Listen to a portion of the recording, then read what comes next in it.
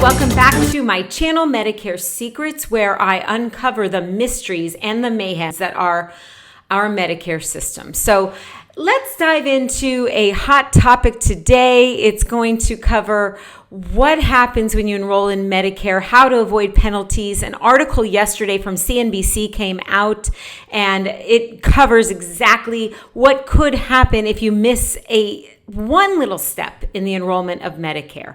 So any questions, always comment below. If you like the video, please click the like button. And also, if you want to be notified on all the upcoming information that's coming out in the news leading up to our annual enrollment period, which is this year, it starts October 15th. So there's going to be lots of news breaking information. So if you'd like to be notified, just click the subscribe button. I'd appreciate it. All right, here we go on that article right now. It is CNBC. It just came out on August 21st of 2022. So the headline says, enrolling in Medicare, here are 3 key things you need to know. Not understanding one can lead to a lifelong penalty. So here are 3 things to be aware of as you prepare to enroll.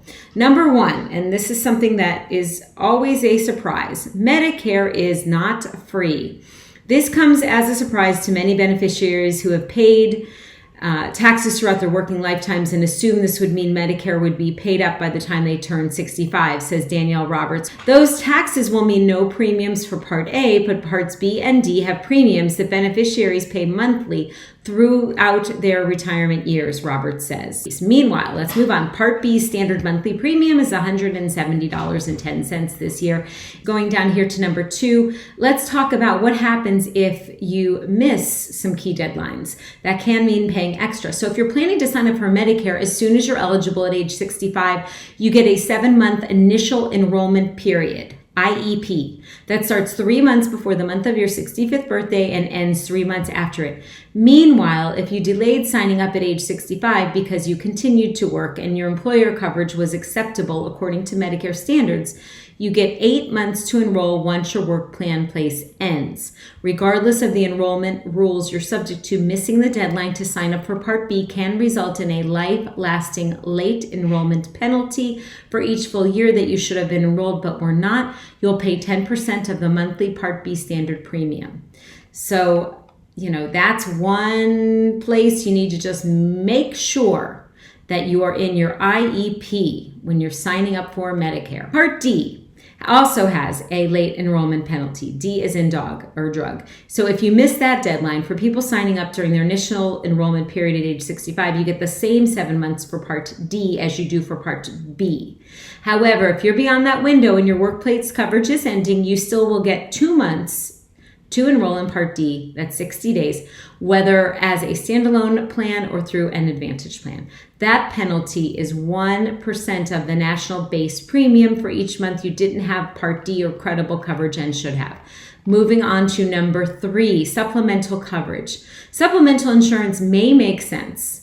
So the various costs associated with basic Medicare may be different if you have supplemental coverage. One option is to enroll in an Advantage plan. While you would generally continue to pay your Part B premiums, many plans have a low or zero premium. And in addition to usually including prescription drug coverage, and that just means the premium, guys, not the actual copays at the pharmacy, Advantage plans also may offer extras such as dental, vision, and hearing. Advantage plans come with a cap on out-of-pocket spending, unlike basic Medicare. Their cost sharing structures such as deductibles, copays, or coinsurance are also different and vary from plan to plan. So if you do go the Medicare Advantage route, just know every plan is different and it's based on your zip code. There's a lot of factors that go into Advantage plans. It's a replacement for the federal or original basic Medicare program. However, the annual maximum out-of-pocket can be high. In 2021, it averaged $5,091 according to the Kaiser Family Foundation. You may also be required to use certain doctors, hospitals, and pharmacies. These plans have networks of providers, and some plans will require you to choose a primary care physician and get referrals to see certain providers and prior authorizations for many of the more expensive procedures, tests, and surgeries, Roberts said.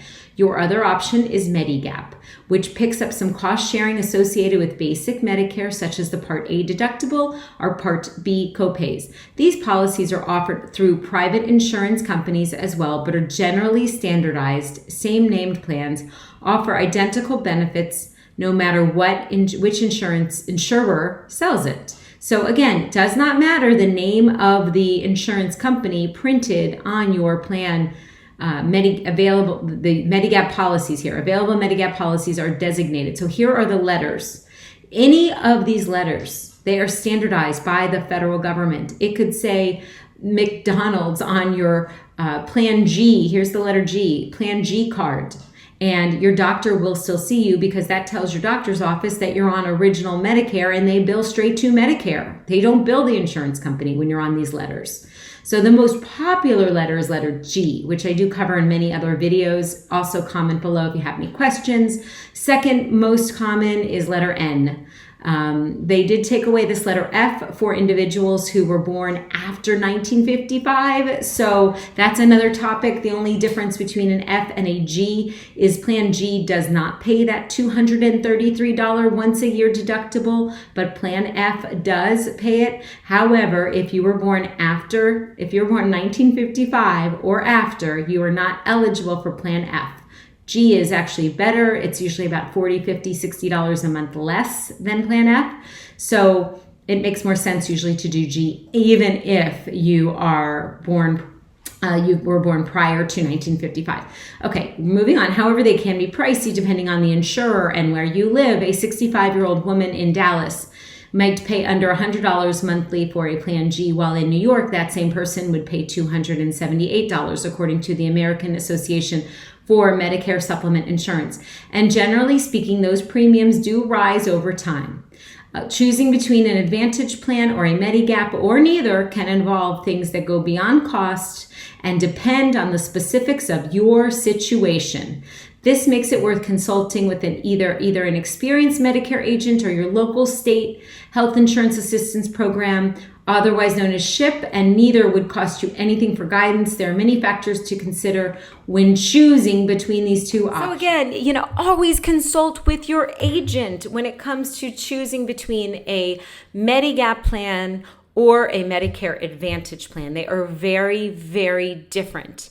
And Medigap plans do cost more. They're in addition to your Medicare premium, but they do save you money. So if you can afford the premium, and most areas, New York happens to have incredibly high. Most areas around the country, ballpark figure for a person turning 65 ranges anywhere from $99 to $135, $138 a month for a Medicare Supplement Medigap plan. When you're first starting off on Medicare, you have an open enrollment period, an initial time where there are no health questions. You actually have a 6-month window before your Part B begins to be able to enroll in a Medigap plan without any of the medical underwriting questions. If you wait past 5 months after you have begun your Part B for the very first time, there are about 26 to 30 health questions from each insurer that an agent has to ask you, and then the insurance company calls you from their underwriting department in order to either decline or approve you based on health. So when you're first beginning Medicare, it is crucial to really decide, do I want a Medicare Advantage plan or do I want a Medicare Supplement, also called Medigap plan?